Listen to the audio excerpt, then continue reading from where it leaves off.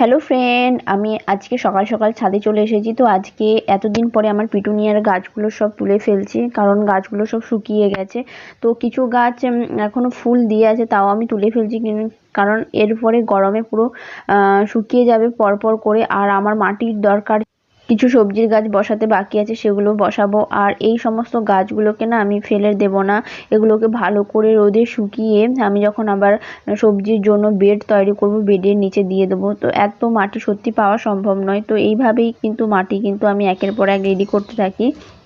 তো এইভাবে আমি রোদে শুকোতে দিয়ে দিলাম এবং ছাদটাকে ভালো করে পরিষ্কার করে দিচ্ছি।